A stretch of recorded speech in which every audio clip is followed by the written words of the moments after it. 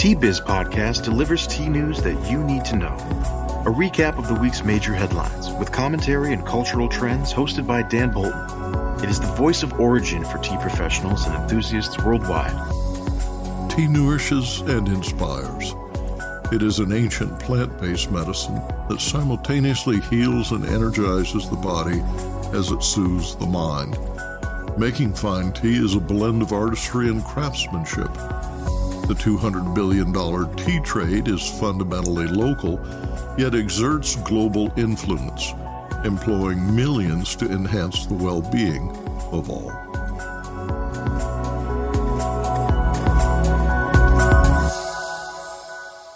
Hello, everyone. Here are this week's headlines. The United Nations plans a tea power promotion for younger generations. China reports tea exports declined in 2023, and tea advice to take with a grain of salt. Plus, the Toronto Tea Festival is celebrating its 10th anniversary this weekend. The Tea Guild of Canada and Tao Tea Leaf are co-founders and sponsors of the event.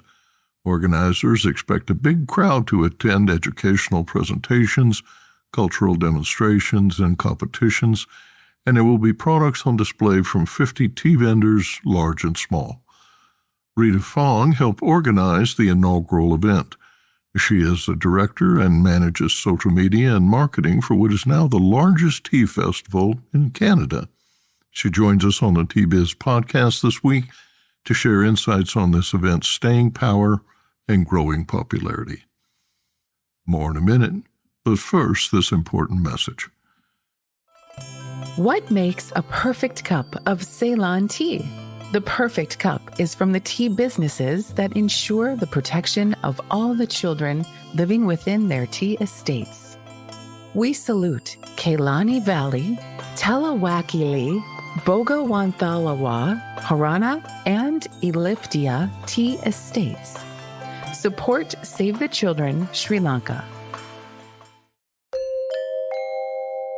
The Food and Agricultural Organization's Intergovernmental Group on Tea will launch a global health-focused promotional campaign targeting younger consumers looking for an alternative to sugary drinks. Quote, "There has been a global increase in consumer awareness of a healthy lifestyle, and dietary habits are changing in response to known linkages between diet and health. However, many campaigns are focused on health benefits that address the concerns of older generations," end quote, the United Nations Agency on Tea said in a background paper on tea and health, slated for discussion at the 25th session of FAO-IGG. H.A. Jalan, former president of the Tea Association of India, said, quote, "In current times, health and wellness have become central factors in consumer choices, offering a unique opportunity for the tea industry to tap into new consumer markets, especially among generations Z and millennials," end quote. Tea-Biz correspondent Rupak Goswami writes that the gathering provides a forum for intergovernmental consultation and exchange on trends in production, consumption, trade, and the price of tea, including a regular appraisal of the global market situation and short-term outlook. Quote, "The world market for tea continues to be an oversupply as yields per hectare have risen without a matching increase in global demand. Critically, the next generation of consumers has a wide range of beverages to choose from, and tea must compete for a share of throat," end quote, according to IGG. This is the first time IGG has met in Assam, a tea-growing region that contributes around 12% of the world's tea. The three-day session begins on January 31st and is preceded by Baltic 2024, a celebration of Assam's bicentenary of commercial tea production. Business Insight, quote, "Tea power is the perfect pitch for younger generations looking to increase their performance and energy levels while staying healthy. With carefully crafted messaging, we can create a powerful campaign that will inspire and encourage young people to make tea a part of their lifestyle," end quote, writes IGG. Dietary habits are changing in response to known linkages between diet and health, and extensive research demonstrates the health benefits of tea. The value of Chinese tea exports fell by 16.3% to $1.74 billion year over year in 2023, compared to $2.1 billion in sales recorded in 2022, according to China Customs. The decline is the second consecutive annual drop in exports by value. Export volume also declined by 2% to 367.5 million kilos. Export value in 2022 fell by 9.6% year over year compared to 2021. Green tea experienced the biggest drop in value, declining from $1.4 billion in 2022 to $1.2 billion in 2023. In 2022, China reported 26.5% of the global total by value, according to UN Comtrade. Sri Lanka, the number 2 producer by value, saw export value increase to $1.31 billion on lower volume of tea than in 2022, according to the Sri Lanka Tea Board. Exports earned $1.26 billion in 2022, reversing declines in 2020 and 2021. Sri Lanka tea shipments account for 15.7% of global exports by value in 2022. Kenya tea exports from January through November were valued at $1.05 billion and are likely to surpass the 2022 total of $1.4 billion, according to the Kenya National Bureau of Statistics. India ranked 4th in global tea exports in 2022, but has yet to report full-year statistics. India tea exports from January through October were down 1.7% to 182 million kilos. Export value for April through October was also down by 3.6% to $590 million, compared to $620 million during the same period in 2022. Export volume for the full year is likely to be around 200 million kilos, according to the Indian Tea Exporters Association. Live Mint reports that rating agency CRISIL expects the Indian tea industry to witness an 8% decline in revenue this fiscal year. Professor of Chemistry Michelle Francl caused an uproar this week with the publication Wednesday of her book, Steeped: The Chemistry of Tea. The text advises tea drinkers to add a pinch of salt to overbrewed tea, a recommendation found in 8th century manuscripts from China.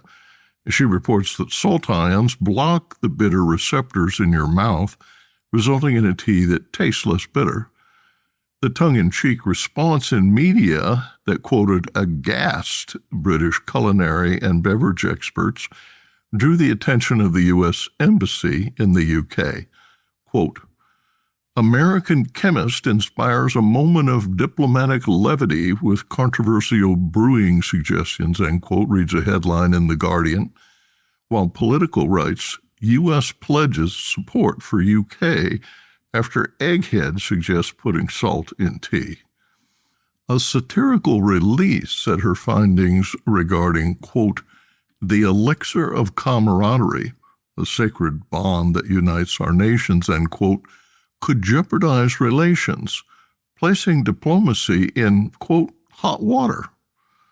The ambassador cannot, quote, stand idly by as such an outrageous proposal threatens the very foundation of our special relationship, reads the release.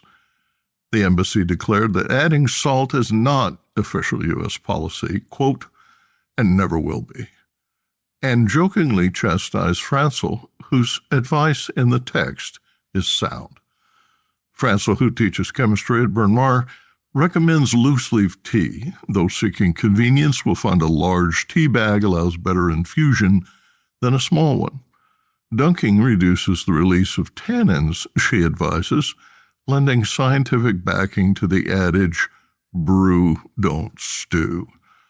Remove the lid from a takeaway cup to enjoy the aroma, she says, and add a squirt of lemon juice to disperse tea scum in the cup. Francel called for scalding a stout mug before pouring from the pot, as the warmth increases the amount of caffeine and antioxidants released. She suggests tea drinkers should not be miffy. That's milk in first. Milk should be warm before it is added to the tea to prevent curdling. Francel, who analyzed research papers, ancient texts, and several books on the topic, wrote her book to educate others on how to make a better-tasting tea. She observed with a scolding, quote, "I've had better cups of tea in gas stations in Ireland than very nice restaurants in the U.S., end quote, she told Forbes. Next, Arvinda Anantharman in Bengaluru reports on this week's India Tea News.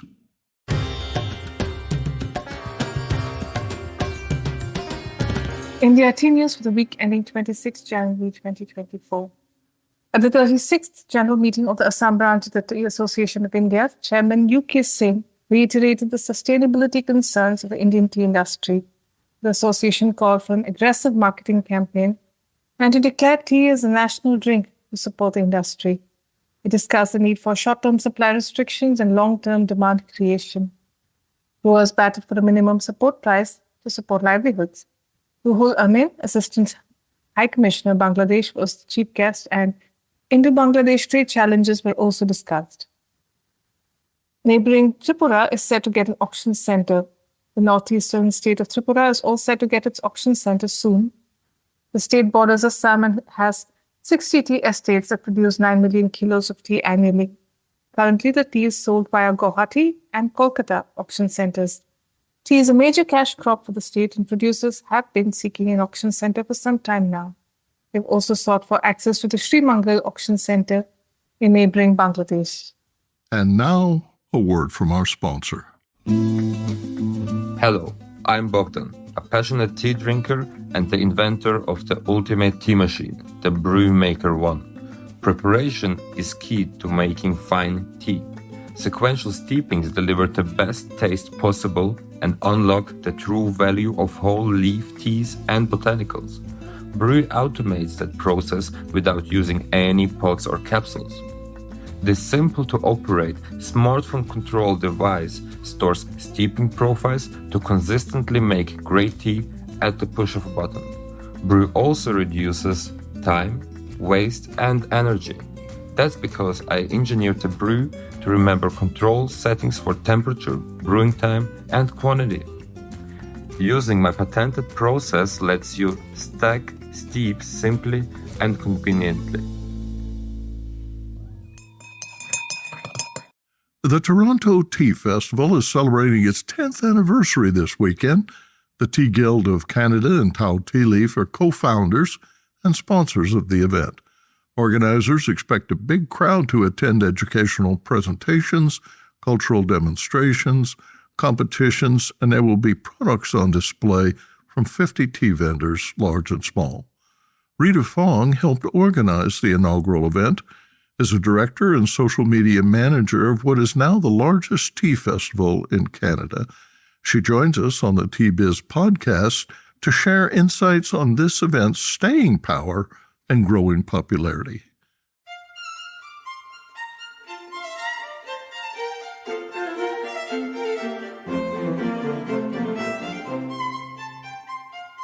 Rita Fong is among the first Canadians to graduate from the George Brown College Certified Tea Sommelier program. She is a member of the Tea Guild of Canada. She's a seasoned social media marketer, a tea consultant with import-export expertise, a freelance writer, and a former blogger. She tirelessly promotes the festival, has long influenced the educational program, and recruits speakers. She works full-time in financial services. Rita, it's just a delight to have you join me on the Tea Biz podcast this week. I'm so excited to be going to the festival and seeing you for the first time in several years. And all of my good friends in Canada attend these festivals and sponsor them. Oh, well, thank you for inviting me and the Toronto Tea Festival to come on board and have a little chat. And I'm so excited to be able to see you again soon. And it's been so long. That's too long. I remember when the show started, I was one of the early exhibitors with our Tea Journey magazine. Tell me, what is behind the staying power? What's the formula involved in making this such a good show? I think a lot of it has to do with the resilience is a big thing, and it is grinding, but it's so rewarding. The core group that's in the planning committee are true tea lovers. The festival first started with Tao Tea Leaf and the Tea Guild of Canada, tea professionals from both sides, noticing that there's a lack of an event such as this for tea lovers and for the public. In Toronto, a few people from each join up together, and then and that's the main core group that's still around now. I'm one of the ones from the original. It's almost like a baby. It's a lot. It is a lot of work, and like my husband would say, like, "What? You're not getting paid? What is this?" I have a day job in finance, but tea has always been like a nice chance to calm down, a little reprieve, and a little chance of bliss in the madness of the ups and downs, stock markets, and all that. So I've developed really good friendships in the tea world. I just find that tea people are just so nice. It's because with tea, you can make it your own. You're learning about different cultures. You're opening up your mind to different things. And then that kind of cuts through prejudices and stereotypes, and then just kind of my own little way of trying to make the world a little bit better.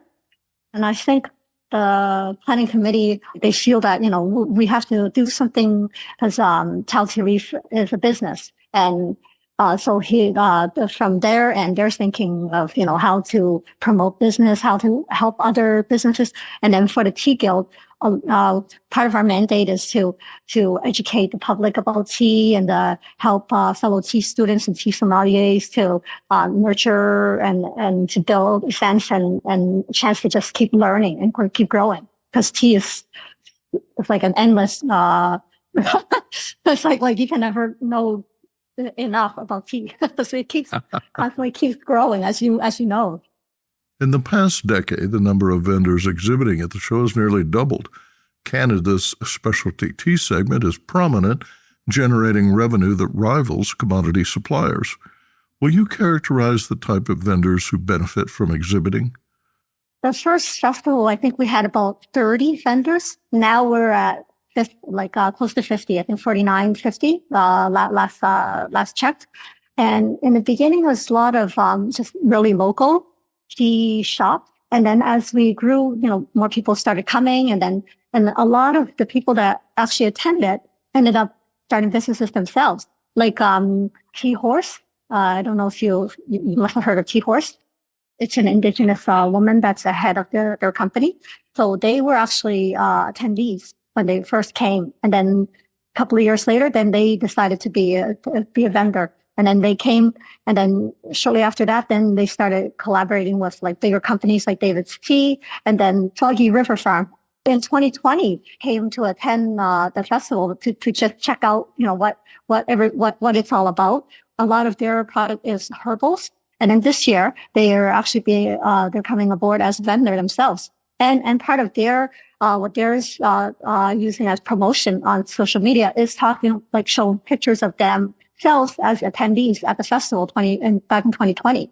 So a lot of vendors are not necessarily huge, multi-million-dollar companies. A lot of them are smaller to medium, and a lot of them are family companies. They're like basically a family business. One of my focus, besides helping with organizing and trying to find speakers or new companies, is social media. So I am the social media director and marketing director as well too. It's very, very tight-knit little community. We help each other with the social media. So you're leveraging off each other. You're help pushing each other. So you do better, everybody else does better. So it makes the whole community grow together. I love that. And I think that's an essential way of marketing because they just don't have big budgets. So let's talk a little bit about who comes to the show and why they benefit. The type of people that usually come are newbies, people that aren't familiar with tea too much, besides like maybe a Tetley tea bag, all the way to like poor connoisseurs that have like their own pomodoro, and also industry expert types too that also come. We have a little bit of everything for everyone. A lot of times, especially because being a tea sommelier, I'm always looking to learn something new and keep growing. When we're looking at speakers or speakers applications, I usually look for like something that's a little more unique or a little more cutting edge. How many do you anticipate for the 2-day show? We're hoping for 30,000 again. That would be a good healthy amount, and that's what we would be able to support in the venue that we are at. I think this first year we made it to 1,000, and now we're the last festival we were at 3,000. So we're like busting out of the into the library sometimes. So we may need to look for new location soon. What do you think attracts people to the show? I think because we do have a great program. It's very well mixed. It's not very only one-sided or only one culture. So it's and because Toronto is such a cosmopolitan, well-mixed city, so then we're trying to get a little bit of everything so that there's something for everyone. A lot of times when I go traveling to industry shows or checking out other tea festivals, I kind of act like an ambassador for our Toronto Tea Festival. I'm making friends, I'm building a network, I'm slowly, surely, and then they may not come right away, but a few years later, then they come. For example, like Nicole, Tea for Me, Please, Nicole Wilson. I've met her during the early blogging years when I used to blog, and I was part of the Bloggers Roundtable. So then that's where I met her, and then just kept in touch online on like Instagram or Facebook, and commenting on her blog and whatnot. And every year I've been like, you should come. And then this year she's going to be one of our speakers. I see many young people at your show, and that's encouraging to me because they're the group currently experimenting with tea. Unlike their parents, they're likely to drink both coffee and tea. They don't see one as exclusive. They favor herbals and a broad range of infusions. So social outreach directed at young tea drinkers has been a big part of why you've been successful. I would say so. February 2020, we had our show, and then boom, all Canada was like, no more public stuff, no more anything. During the 2 years that we were not able to get back up yet, because last year was only our first show back in person. So during the hiatus, I would constantly still keep up with the social media. I could see, people are we're starting to explore more tea as well too, because you're locked down. People are starting to look for something healthier to drink during the pandemic. And then tea was like a perfect solution. And tea is something that people was able to enjoy, and then even share, like do a Facebook Live or Instagram Live, and then you're sharing your tea and having a virtual tea session with another person. So, but there's only so much that virtual can do to satisfy a human being. Human being needs the actual contact. So there was hunger. So then by the time we were able to open up again, it was perfect timing for us to have the show. Rita, a final word? If your listeners are within the Greater Toronto area, there are still tickets available online and at the door. So please come. It's our 10th year. We've got some special gifts that's going to be in the swag bag for our 10th anniversary.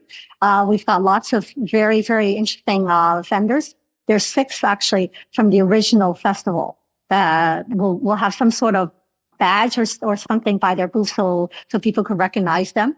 There's lots of speakers, a wide variety of topics as well. There's even tea and yoga and meditation kind of talk, tea and wine, Pastor Mansky. Kevin Gascoigne will be there. He's going to be doing some tastings of from the Tea Studio tea, as well as Tea 101. Linda Gaylard will be doing a talk on traditions just come and then it'll be lots of fun. You're going to drink until you drop. I plan to attend on Saturday and Sunday, and I'm giving away free Tea Journey subscriptions to the first 100 tea lovers who greet me by name at the show. I'll see you in Toronto at the Toronto Reference Library, 789 Yonge Street.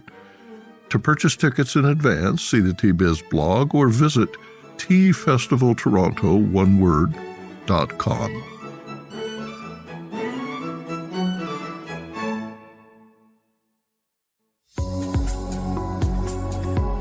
Intrigued by what you heard in today's podcast? Would you like to learn more from our global network of Tea Biz journalists and tea experts? Remember to visit the Tea Biz website for more comprehensive coverage. That's www.tea-biz.com. Thanks for listening. Farewell till next week.